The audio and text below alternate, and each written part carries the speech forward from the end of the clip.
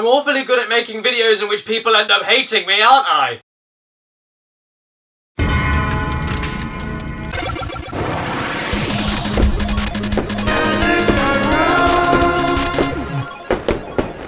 Greetings and salutations, my beautiful people, and when I was at school, I was not a popular kid. And now here's a list of things in gaming history that are just as unpopular as I was in school.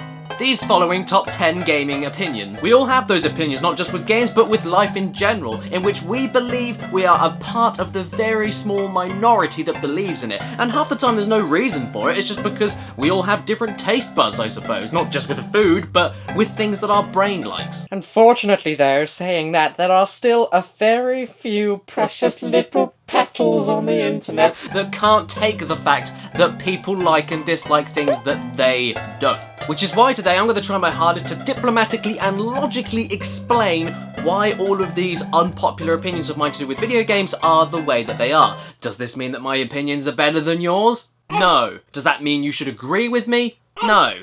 Does it mean that you're wrong? No. Does this mean that you should take this video so seriously that I deserve death threats over it?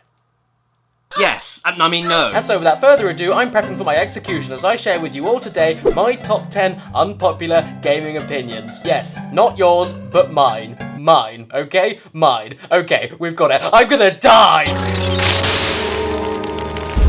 I figured I'd start a little tame and say that Dead Space 1, in my opinion, is the only great one. Well, at least if you look at it as a sci-fi action horror game, pure and simple. It can get a little repetitive to a point where every necromorph that appears is as scary as your sister shouting boo as loud as she can. But the setting of a singular space station like in Alien 1, the gritty and dimly lit corridors, the occultist and intriguing plot that starts as something as innocent as maintenance work before going haywire, the limited approach to weapon and suit customizing, the claustrophobic, fluid-seeped atmosphere, it's at its peak with the first game if you asked me, not to mention it was more of a shock at the time. Dead Space 3 is one of the most forgettable games I've ever played in my life, so I won't go into any more depth about that. And as for Dead Space 2, don't get me wrong, I think it's a good game. A good horror game though? Not at all. It succeeded as an action game though. It was more like a slow-paced Doom in my opinion, and I always felt too ammo-filled and too powerful in it. And instead of making Isaac Clarke this silent, battle-scarred and traumatized engineer that only ever screamed in terror like in the original, Dead Space 2 made him open his fucking mouth and say things. And I'm very sorry to people who love this game and the characters, but no, I didn't like that at all. I didn't find him remotely interesting. His voice acting was good, but completely unrealistic to each situation, as he was more interested in acting like an action hero just doing what he does instead of a lonely, scared janitor trying to stay alive. Every conversation he had killed the atmosphere and were constant to take away from the actual importance of the dialogue like it is in the first game, with how infrequent, distant and sudden it was. I never felt alone, I felt too overpowered, I didn't like Isaac's boring character despite very interesting things happening to him, and I personally think 1 is the best because of these things. Okay, you still with me? Haven't left the video yet? Angry comment? No? Okay, great, on to number 9.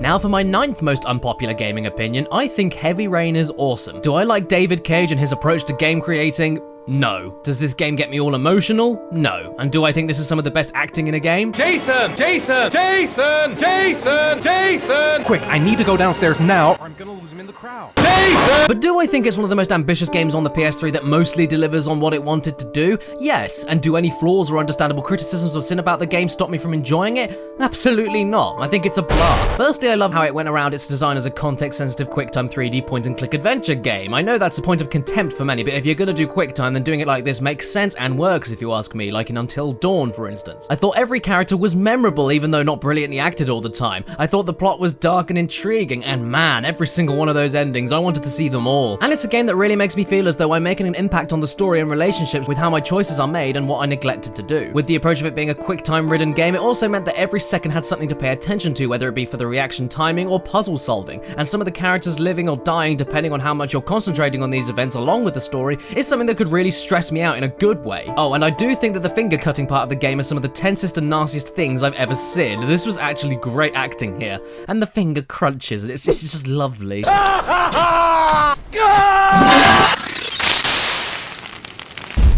Number 8, I don't like Street Fighter. Any of them. I like the characters, absolutely, and the visual style, and I love the way that every action is so damn precise with your button presses. But, as pathetic as this sounds, I just don't like the fighting here. I don't think I ever will. It's just not my thing. I just don't enjoy these games as much as Tekken, in which every move needed to be planned, every opponent's animation frames needed memorizing, every combo and button to limb move needs figuring out, which isn't that hard to do actually because each button is a limb. It's just a case about remembering all of it and using it all at the right time. It all makes sense. And then you all dance around each other on the stage, block and counter for complicated yet satisfying and heavy fighting, and Tekken 1 and 2 may be a bit too slow for most people, but the newer installments bring the snappiness and subtle button strings with frame-perfect rest in between the combos for a great balance. Street Fighter though, personally to me, whenever I play it, just ends up as a jumpy flippy button masher with special attacks that make not much sense to me personally, combos that don't make much sense to me, and I've managed to beat people at this game that I know love the games, and know how to play them inside out, and I've been able to beat them by just smashing random shit. It's great for an introduction to fighting games, I guess, but overall in my opinion, it's just not the best out there for how possible that is sometimes, in my experience at least. But hey, if Street Fighter X Tekken ever gets a sequel with Tekken controls, I will be all over that shit.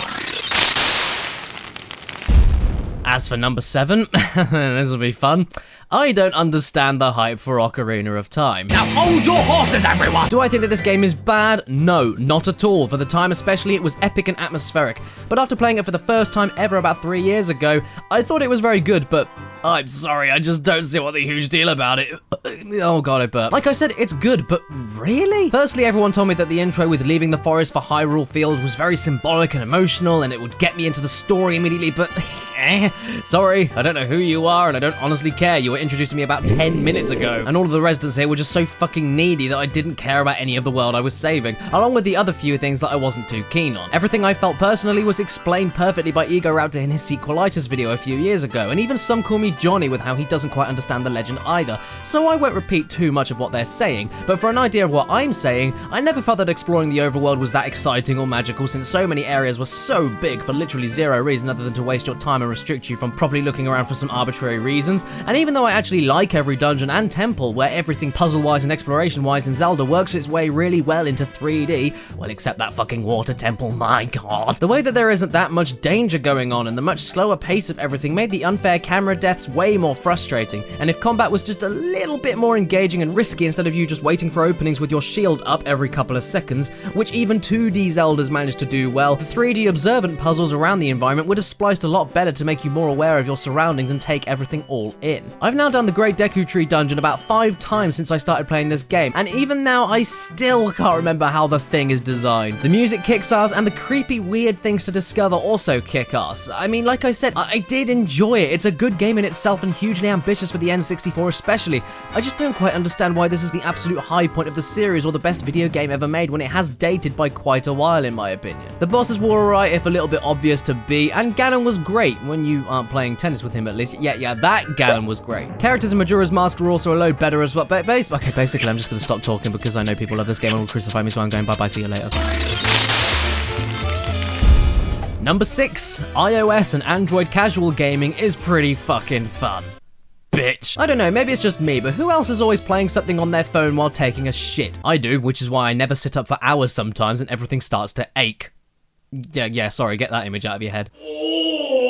Casual gaming and the countless advertising for free-to-play, shallow, manipulative, and unoriginal horse shit has had its bad stigma, and for good reason. I don't play Candy Crush, Clash of Clans, and I definitely don't play Blossom Blast Bastards, as you saw in my video I made about it. But I have played games on my iPhone 6 and Android phones in the past, and all actually ranging from very good to completely fantastic. Just a few for examples being Rayman Jungle and Fiesta Run, Hitman Sniper, Bloons Tower Defense 5, Ridiculous Fishing, Slaying, The Adventures of Pip, Hatfall, okay, Time Surfer, Trick Shot, Combo Quest, Lara Croft Relic Run, Temple Run 2, Downwell, Ski on Neon, Fallout Shelter, Tofu Fury, Hero Blaster, Fruit Ninja, Geometry Dash, Shadow Blade, Dungeon Hunter 5, Mimpy Dreams, Kazulu, Smash Fu, Ninja Madness, Venture Kid, Goblin Sword, Blitz Breaker, Gordon Ramsay Dash, yes seriously, Star Wars Galaxy of Heroes, Punch Quest, Sonic Dash, She Wants Me Dead, Jackpot Joyride, not Pokemon Go because it never fucking works for me and crashes constantly, and I could go on and on. And a lot of those picks are actually free to play, yet handle their model perfectly. Highly recommend you check some of those games I mentioned out. And not to mention, you can even pick up indie games from Limbo to even stuff like Scribblenauts or Sonic CD to play wherever, whenever, on the shitter, or even after an important business call, and all for a few dollars. My point is that there's nothing wrong with a few minutes of plain simple fun, or whatever you play on your iPhone or Android, that doesn't have to be Link Between Worlds or Uncharted Golden Abyss levels of polish and budget.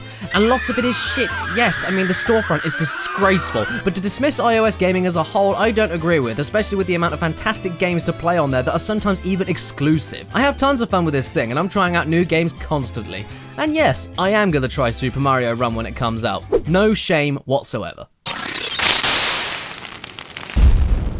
Okay, okie dokie, on to number 5, and this time it's about a character that I literally just mentioned a second ago who appears in Sonic CD and Sonic Dash. Yes, everyone, it's now time to talk about... Hey Sonic Jim, I hear you like Sonic the Hedgehog. What? How did you get in here? What are you doing? Leave me alone! Oh, well, I'm sorry. I just wanted to come and tell you that I heard you like Sonic the Hedgehog. You didn't hear shit! Nothing! Well, that's just not very nice, is it? Wanna know why? Why? Because I don't like him! Oh. Yeah, how could you not know that? When have I ever said that I like him? Well, I thought that you did. No. Ah. Never, he's a prick. Well, I always thought that you liked him because, I am you. Well, I didn't see that coming. Nah. Well, you can't be me because I don't like him. Well, I am.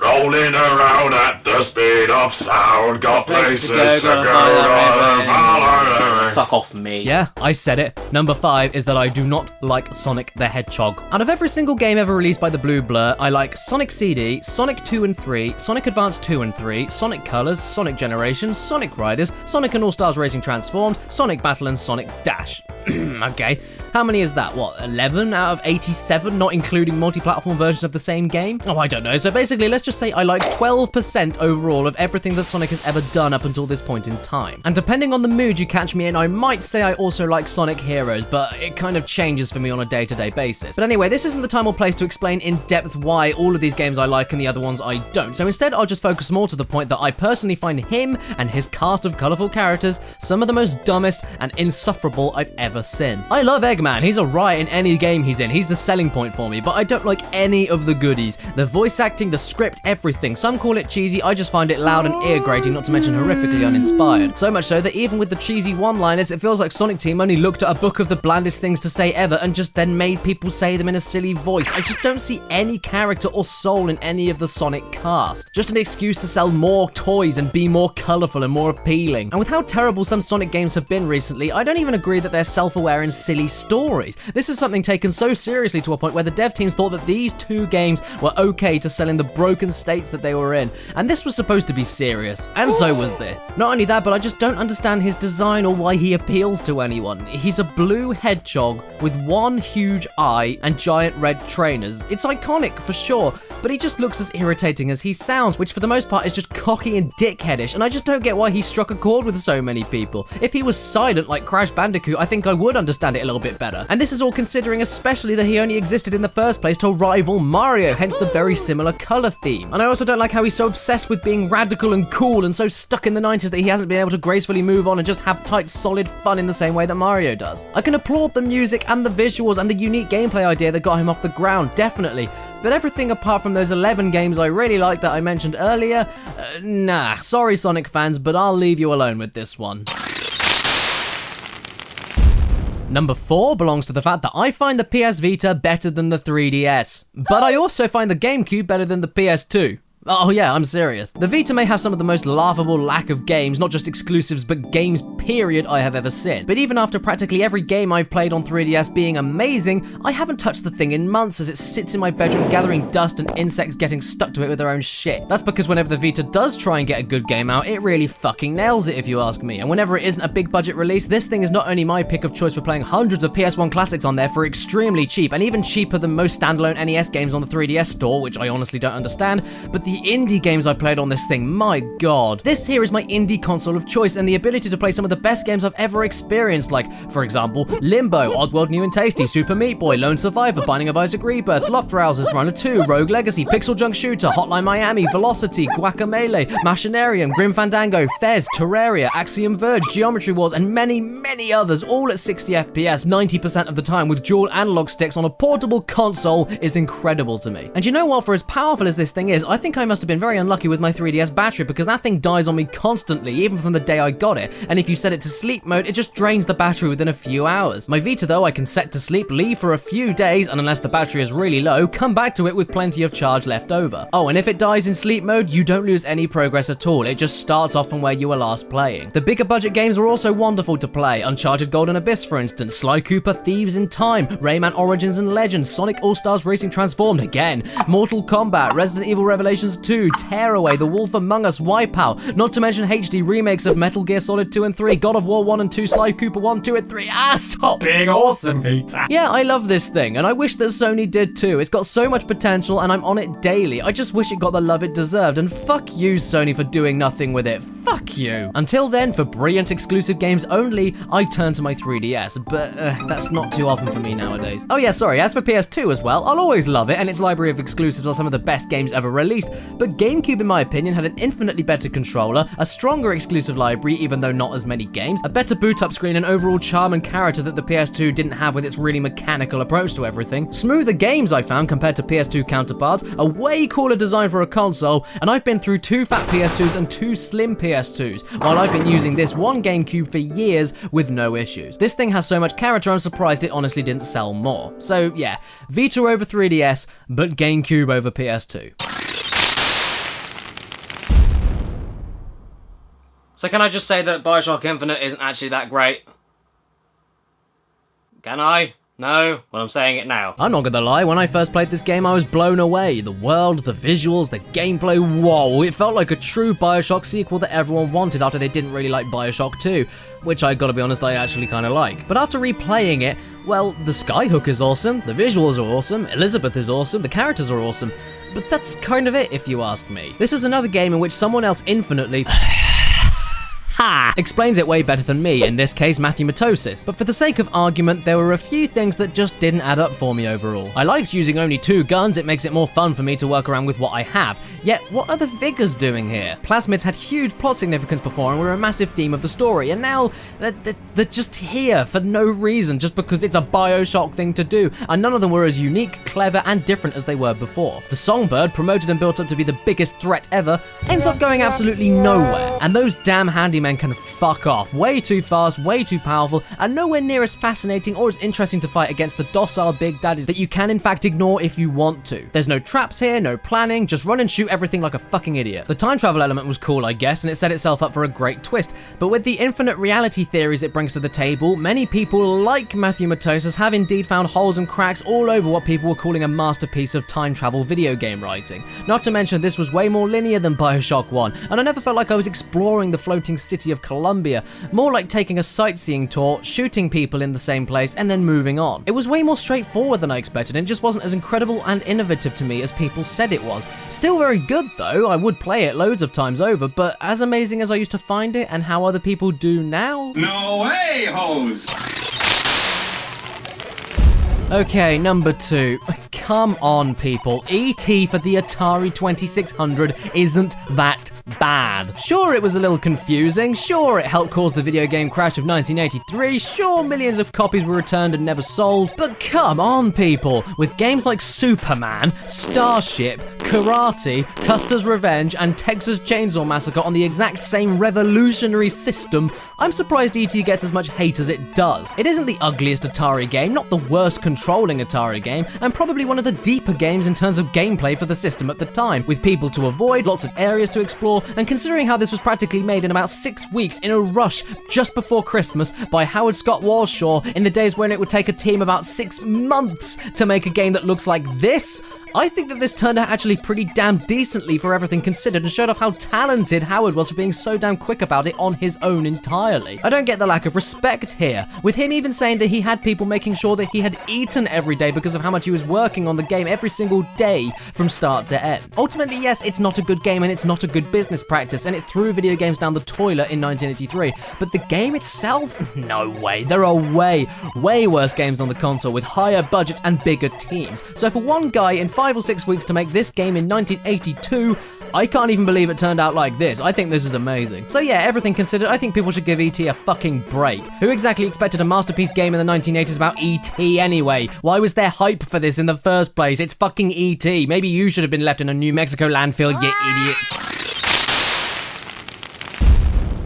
Oh man. I don't even want to say number one from fear of people ransacking my house, but I guess you made it this far, you're all waiting for it, so my ultimate number one unpopular gaming opinion is that I prefer playing consoles over PC.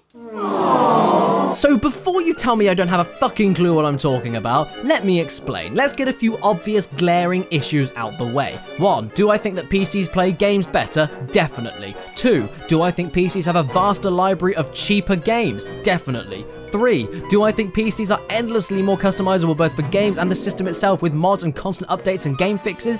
Yes. 4. Are there some amazing PC exclusive titles and games I've loved to cover before? Yes. So why do I prefer gaming on my PS4, for instance, over my 16GB RAM i7 processor, GTX 980 4TB hard drive PC?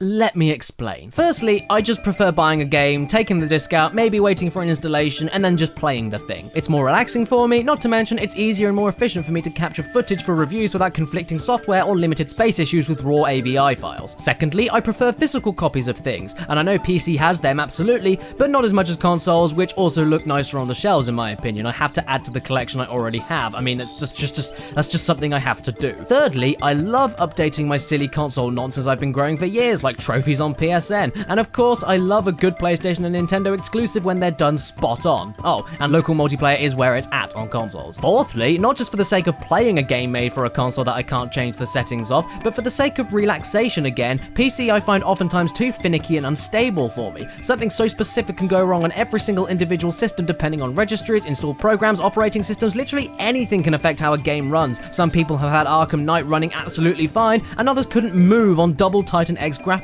cards. It just seems so random, and for a review process, I feel more confident in saying exactly what's wrong and right with a game because that's exactly what's given to me on the console. I can compare it outright to what I've played before, and how it stacks up with what devs should be trying to do if it's been done better before. Fifthly, these hands were built for a controller from day one, and who actually gives a fuck if you prefer keyboard and mouse? I don't. The end. You can't tell me to like something that I don't, or tell me why it's better. I don't get what the problem is. I like using controllers. What's the problem? And yes, I also know that you can use controllers on PC, but Xbox controllers are far from my favorite, and third-party software for DualShocks are glitchy as hell, and more importantly, lastly, my biggest reason is that the PC I have is where I work. Hopefully you'll understand this, and I'll try and explain this as best as I can, but this thing I sit in front of for over 14 hours a day, every day getting videos done. Not to mention it's where I write my scripts as well. So just the feeling of being able to say, I'm done, move away from my sometimes stressy workplace, and then just crash on a sofa and boot up a console is a sensation I can't possibly describe.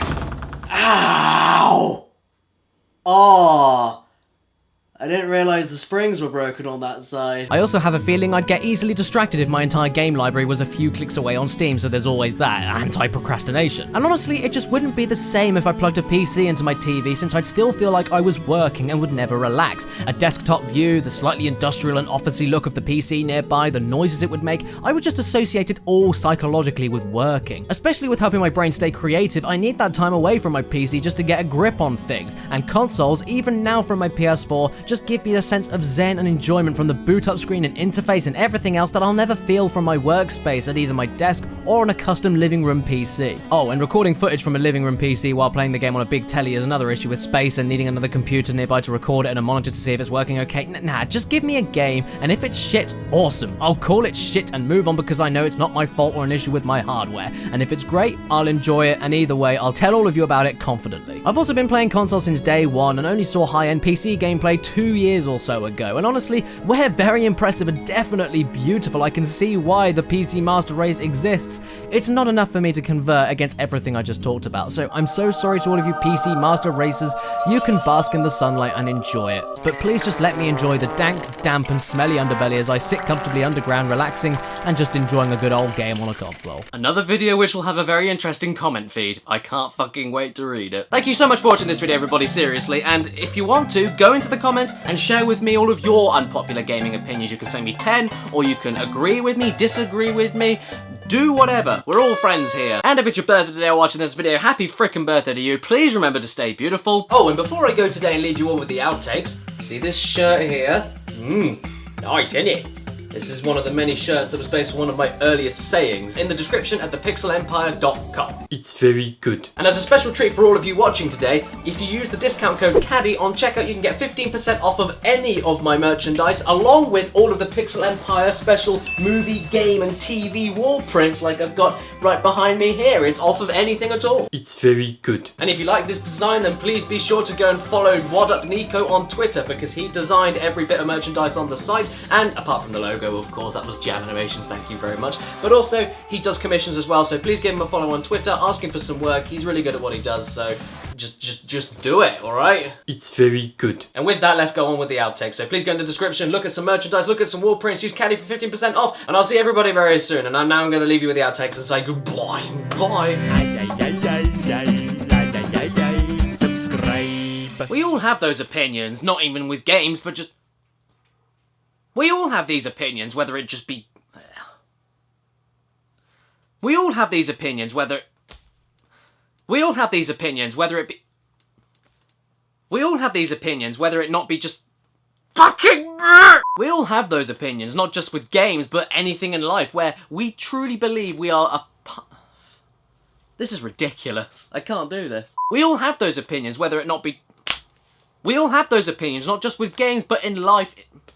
We all have those opinions, not just with games, but with life in general, in which... Oh my god, I'm gonna kill something!